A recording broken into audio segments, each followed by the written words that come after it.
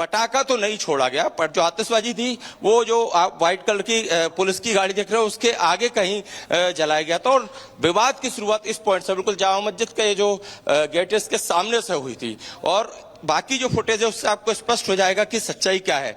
तो इस वीडियो को भी पुलिस ने संज्ञान में ले लिया है। पुलिस इस वीडियो के आधार पर भी इन्वेस्टिगेट कर रही है।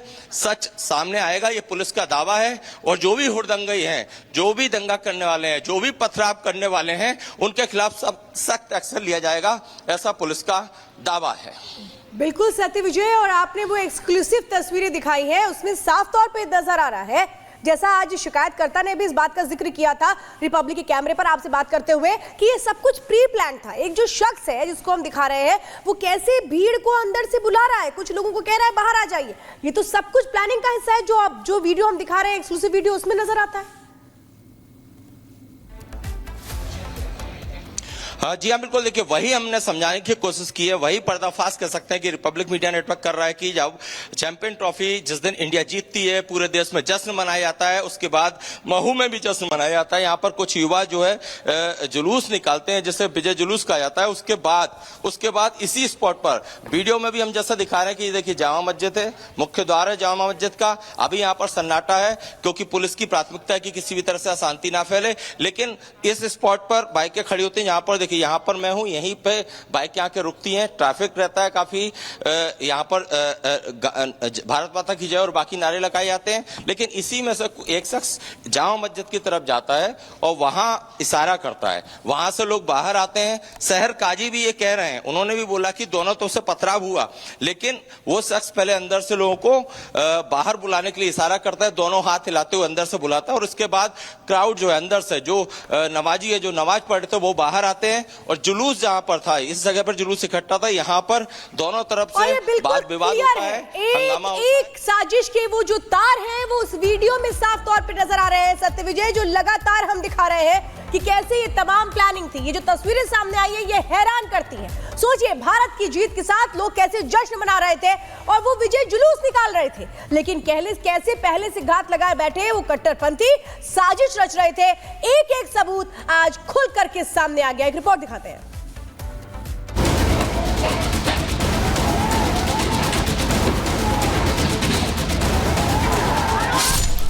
मारपीट, आगजनी, तोड़फोड़ और भड़काऊ नारेबाजी, ये जो आप तस्वीरें देख रहे हैं ये रविवार शाम की हैं। लेकिन जब आप इन तस्वीरों को गौर से देखेंगे तो आपको इस हमले के पीछे की पूरी कहानी समझ आ जाएगी। आपको समझ आ जाएगा कि कैसे पूरे प्लान के तहत भारत की जीत का जश्न मना रहे लोगों पर हमला किया गया। एक एक तस्वीर देखिए। सबसे पहले आप ये तस्वीर देखिए, जब टीम इंडिया की जीत के बाद जश्न मनाने के लिए कुछ लोग हाथों में तिरंगा लेकर निकले, तो देखिए कैसे मस्जिद से अचानक पूरी भीड़ निकलकर बाहर आती है। अब अगली तस्वीर देखिए। जो लोग भारत की जीत का जश्न मना रहे थे वो कट्टरपंथियों की पूरी प्लानिंग से बेखबर थे। लेकिन फिर देखिए कैसे ये भीड़ मस्जिद के पास जुटी और पत्थर बरसाने लगी। अब कट्टरपंथियों की प्लानिंग का एक और सबूत देखिए। देखिए जरा कैसे इन लोगों ने गाड़ियों को फूंकने का, दुकानों में आग लगाने का इंतजाम पहले से कर रखा था, क्योंकि कट्टरपंथी अपने साथ ईंट पत्थर तो लेकर आए ही थे, साथ में माचिस और मिट्टी का तेल और पेट्रोल डीजल भी कहीं न कहीं लेकर आए होंगे। तभी तो इन कट्टरपंथियों ने फटाफट कई गाड़ियों को फूंक डाला, दुकानों को जला दिया और आधी रात को इंदौर के महू को दंगों की आग में झोंक दिया। जिस तरह से इन उपद्रवियों का प्लान था वो तो बहुत ही खतरनाक था। कट्टरपंथियों की सोच बहुत भयंकर थी, लेकिन वो तो गनीमत रही कि कट्टरपंथियों के सामने पुलिस चट्टान बनकर खड़ी हो गई और कट्टरपंथी नंगा नाच नहीं कर पाए जो उन्होंने प्लानिंग की थी। जितना तगड़ा कट्टरपंथियों का प्लान था उतना तगड़ा अब एक्शन भी हो रहा है। पुलिस ने 1 दर्जन से ज्यादा उपद्रवियों को गिरफ्तार कर लिया है और जो लोग फरार हैं वो भी बहुत जल्द पकड़ लिए जाएंगे।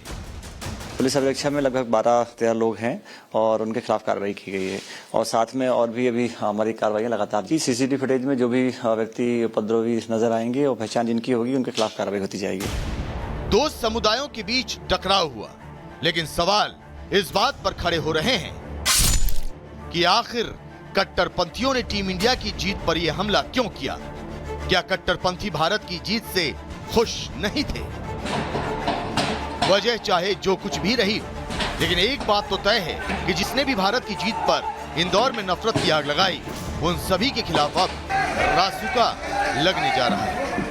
कुल मिला के अभी पूरी तरीके से शांति स्थापित है और हमारी तरफ से जो भी कार्रवाई बनती है, वैधानिक कार्रवाई बनती है, वो कड़ी से कड़ी कार्रवाई की जाएगी, जिससे भविष्य में इस प्रकार की घटनाओं की पुनरावृत्ति ना हो और कोई भी एक भी जो जिम्मेदार व्यक्ति है उसको बख्शा नहीं जाएगा।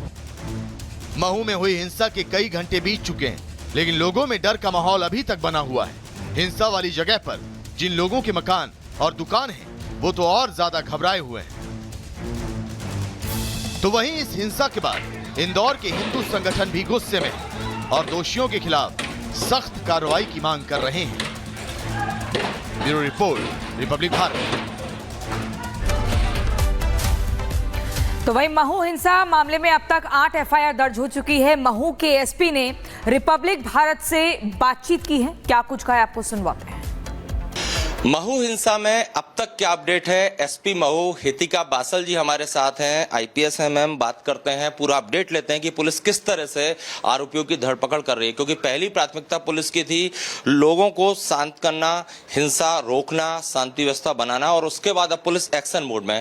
हितिका जी, सबसे पहला सवाल, ये घटनाक्रम क्यों हुआ? जैसे कि मैंने पहले बताया है, ये एक्चुअली जुलूस, विक्ट्री जुलूस निकल रहा था और कुछ जुलूस के टाइम दोनों आपस में कुछ इनकी अल्टरकेशंस हुई, जिसके बाद ये विवाद उत्पन्न हुआ और पत्थरबाजी शुरू हो गई। हाउएवर पुलिस ने वहाँ पे पहुँचकर मौके पे काफ़ी कंट्रोल करने की कोशिश की और जैसे ही फोर्स ज़्यादा पहुंच गई थी तो हम लोग का सिचुएशन सारा कंट्रोल में आ गया था। परसों रात को 12 साढ़े 12 तक सिचुएशन पूरी अंडर कंट्रोल आ गई थी और अभी तक सारी जो स्थिति है वो नॉर्मल है। अच्छा, मुस्लिम पक्ष के अपने तर्क है, उनका कहना है कि मस्जिद में सुतली बम फेंका गया। हिंदू पक्ष का अपना तर्क है, उनका कहना है कि वो जुलूस निकाल रहे थे, भारत माता के नारे लगा रहे थे, जिसमें मुस्लिम पक्ष ने विरोध किया और पथराव किया। अभी तक की इन्वेस्टिगेशन में क्या निकल कर आया? दूध का दूध पानी का पानी हो पा रहा है कि क्या हकीकत है? इसमें सारी सीसीटीवी फुटेज कलेक्ट कर ली गई हैं, उनको सबको जांचा जा रहा है। Matter is under investigation. अच्छा।